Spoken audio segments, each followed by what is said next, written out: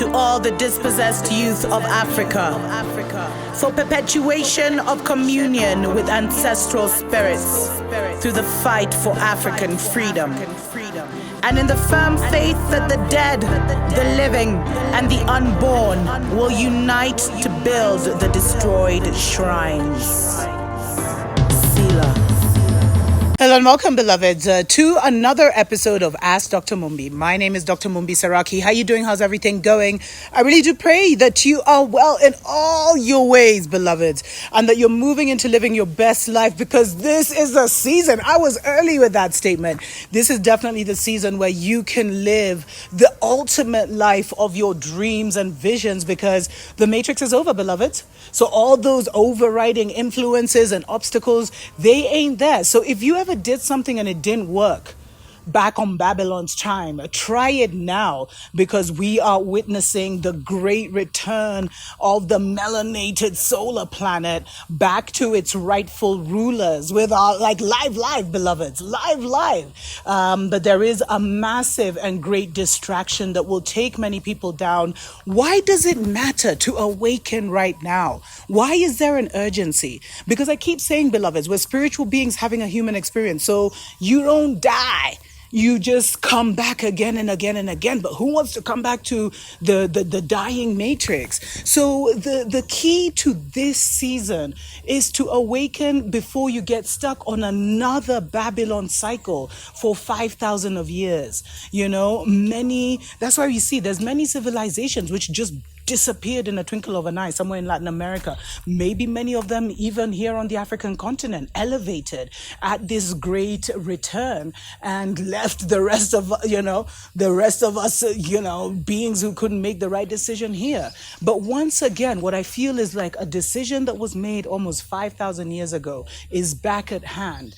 And we can either choose to fly or to literally die and continue living with this dying world. And it's just going to get worse. But if you are a chosen one, you're feeling liberated, you're feeling free, you're actually setting up your best life and even discovering what that looks like. But it's not about us today. It's about Africa. One of the questions that I get a lot is, how can we change the destiny of Africa? What can we do to liberate Africa? What can we do?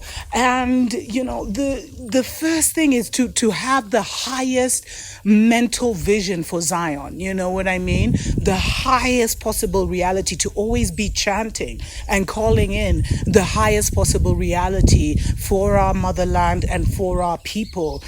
Because, what happens is there's something called groupthink. And I've talked about the 100th monkey effect so many times. I'll quickly mention it here, where there were these two monkeys. There were two kinds of species, same species, but two families of monkeys, hundreds deep on two different islands. And one set of monkeys actually started, they used to eat potatoes without cleaning them. Then one discovered that they could clean it by the river, etc., etc. So he started. Then the next thing, a couple more monkeys joined him. And then it went on and on until it reached the 100th monkey. And once it hit the 100th monkey, it basically became, this habit was transferred. And all of a sudden they saw the monkeys on the other island doing the same thing, washing their potatoes. It's like they'd had a conversation. So there is like a group consciousness that we are all contributing to. The higher you vibe, the more power your contribution has. The lower, but the majority, we're being drowned out by the majority who are very low vibe. And what has happened is that there's been, the group consciousness has kind of been manipulated, where we were all kind of brought online with our ignorance. And so we're all influencing one another without having the being aware of the personal responsibility of being connected mentally and consciously to all these people. So when we think that in our group thought, beloveds, there are various streams of reality that are unfolding and that could manifest. And that's why you'll see, like, when we say Africa's going to go through this again and Europe's going to take advantage of us again and, Babylon's going to take over, when that becomes the the overriding voice of our people, that fear consciousness, then that overrides everything and becomes, the direction that, Zion is going in. Let's take a short break. We'll be right back.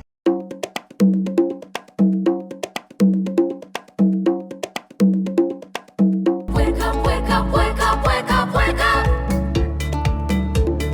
Wake up, Africa. Welcome back, beloveds, to the Dr. Mumbi Show. I had to take a brief break there. But I was talking about one of the questions that I get the most.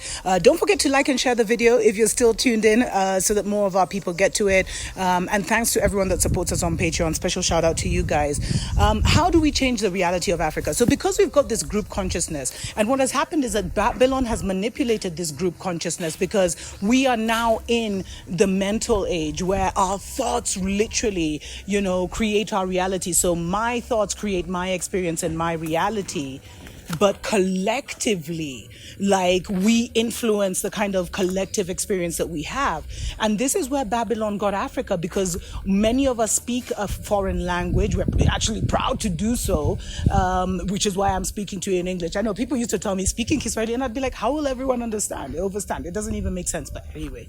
Where the religious psychosis is so real. And so they have influenced our group thought and trapped our group thought in things like religion, in things like democracy, in things like, capitalism, and the current economic system, in things like engineered poverty, the spirit that they've put over Africa. And we can't seem to mentally get ourselves out because, what do they say? We're a stiff-necked people or whatever. There's so much debate and arguing, and it's okay because everyone feels like a supreme being, like they should be creating their reality. That's why we see so much push and pull. But when we're arguing at such a low vibe level, beloveds, it really limits our group progress and keeps the majority of us stuck. So the reality that is unfolding for Africa is the reality of the majority, unfortunately. But as I said, as an awakened person, as a chosen one, as a high vibe person, your contribution to the group thought is much more powerful than the average person who's still stuck in the religious psychosis or whatever. So with that, as more of us vibe higher, always have the best intentions for, Mama Zion, always have the best intentions, beloved, and always send her the highest vibing, in your words, in your thoughts. That's how we can influence and try and change the trajectory of where Africa is going. Because right now, if you look at how what is unfolding, people still believe the Matrix is real because their pastors haven't told them the truth. Their teachers never told them the truth. They basically gave them a slave mind education. The media doesn't tell them the truth because the media is bought by the elite. And there's all these secret societies that keep the basics of life away from them. Someone even emailed me and was like, yo, the trajectory you're going on is like a secret society kind of vibe. Those things are not supposed to be revealed, blah, blah, blah, blah, blah, blah. So there's people who actively don't want you to know, and they will frighten those who know to make sure and ensure that you never know. These are the seasons and the times that we're living in, beloveds. And so it just means that the first thing for us to do is as high vibe beings, first of all, elevate yourself, become clear about a few things, and then chant for a prosperous and, dynamic and transformational Zion. And chant that, and just know that if we approach a tipping point, all we need is the 100th monkey effect. We don't know what exactly that number is, because everyone has a different vibration. But if a few high vibing individuals who are approaching that Christ consciousness level would dedicate themselves to chanting for a bright and prosperous, motherland, it could change everything, because we don't need everybody. but we do need somebody. Now, and it's so important for us to reach that tipping point where everyone is talking about a vibrant Africa. And that's why a lot of people have been feeling like one of the wicked strategies of the pandemic was to stop Africa's growth. If you remember, when I was doing the news in 2019, I was talking about how, 7 out of the fastest emerging markets were from Africa. Africa was going to surpass, many nations. Nigeria was going to become a superpower beyond the divided states. We're not the only ones. That information is already being given to us. But, every information that's given to you is weaponized, first of all. But there's already people who have put strategies in place to ensure that that never happened. But we were vibing so high in 2019. And then, because our group thought is so deep in the Mzungu matrix, when their world stopped, we willingly shut our own down. I remember, and a lot of, the Twitter hashtags are made up or engineered as well, the ones that trend, where people were like, lock us down. And then now, a year later, people are like, unlock the country. So everything has been done to make sure that we are where we are right now. You know what I mean? And so it's so critical that we elevate, beloveds, and that we start to create. That's why I keep harping about this. Start creating our own narrative and creating our own, use our imagination to create our own world and reality. And if enough of us can create and be on the same tangent and create a mighty, powerful kingdom spiritually, and just visualize that and do what we know to do spiritually, whether it's to pray, whether it's to fast, whatever, to pull that vision in. If enough of us can do that, it will reach a point where that becomes our reality. And that is what we're chasing, beloveds. Wake up, wake up, wake up, wake up, wake up. Wake up, Africa.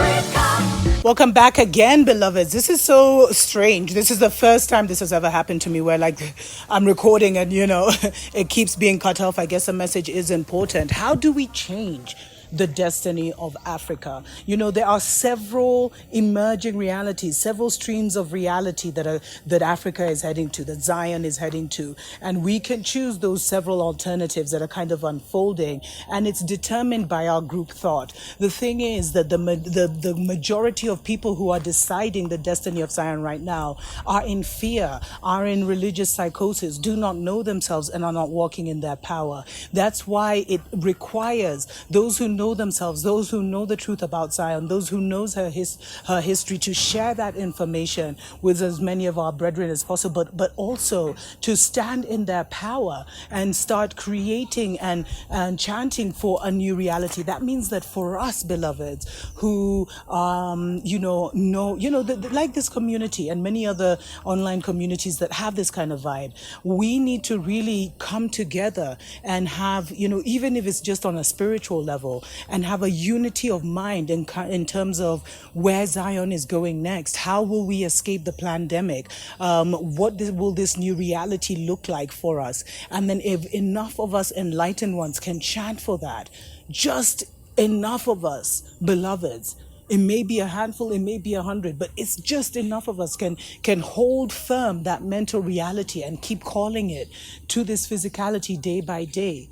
Then what we will see happening is that, it will have the 100th monkey effect, and more people will start to have hope for Africa, hope for Zion, start to see themselves in a new light, start to have self-esteem, and start to create, the ultimate life, the redemptive reality for our people and for our society. So how do we change Africa? By changing the way that we as a melanated people think about Africa, because we are the ancient ones, many of us, and there's such an important role for us to be playing at such a time as this. Until next time, tuko pamoja.